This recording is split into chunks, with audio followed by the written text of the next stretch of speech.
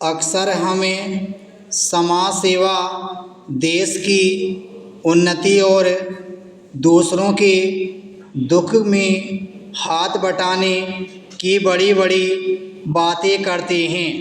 ये बातें सुनने और कहने में बहुत गर्व का अनुभव कराती हैं, लेकिन क्या यह सब तब भी उतना ही सच्चा और प्रभावी रहता है जब हम अपने ही परिवार के किसी सदस्य की शिकायतों को अनसुना कर देते हैं? क्या यह संभव है कि हम समाज के लिए ईमानदारी से कार्य करें, जबकि अपने ही घर के लोगों की तकलीफ़ों को समझने और उनके सुख दुख में सहभागी बनने का समय हमारे पास नहीं हो? सच यह है कि अगर हम अपने परिवार के साथ भावनात्मक रूप से जुड़े नहीं हैं, उनके सुख दुख को महसूस नहीं कर पाते, तो हमारी समाज सेवा और दूसरों के प्रति दया भाव महज एक दिखावा है।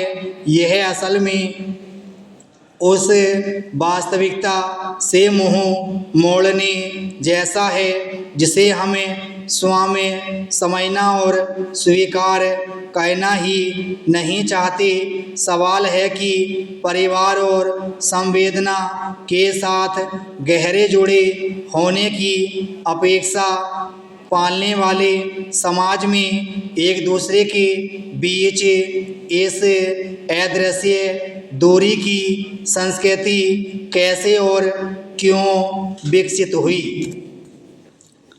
आज का दौर सोशल मीडिया का है, जहां हर कोई दूसरों के लिए अच्छा दिखने की होड़ में लगा हुआ है। लोग समाज सेवा, इंसानियत और बड़े बड़े बलिदानों की बातें करते हैं। यह दिखाने की कोशिश करते हैं कि वे दूसरों के लिए सब कुछ कर सकते हैं।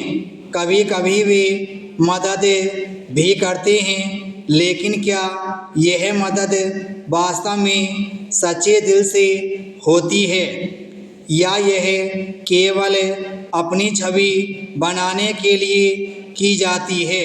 यह देखकर दुख होता है कि जो लोग दूसरों के लिए स्वयं को त्यागने की बातें करते हैं, वे अपने ही घर के उन लोगों को अनदेखा कर देते हैं जो उनके सबसे करीबी होते हैं। माँ बाप, भाई बहन, जीवन साथी, इनके दुख, पीड़ा और संघर्ष को वे नज़रअंदाज कर देते हैं, लेकिन जैसे ही कोई बाहरी व्यक्ति मदद की गुहार लगाता है, तो वे तुरंत उसे अपना समय, पैसा और ऊर्जा देने को तैयार हो जाते हैं। किसी के लिए कुछ किए जाने या किसी की मदद करने के बदले कुछ अपेक्षा करना, या फिर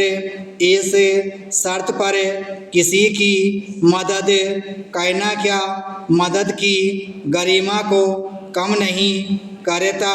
सहायता के बदले में कोई लाभ मिलने की अपेक्षा मानवीय संवेदना की ईमानदारी को कटघरे में खड़ा करता है। इस तरह की सहायता को दरअसल सौदा कहना ज़्यादा बेहतर होगा। प्रश्न उठता है कि ऐसा क्यों होता है?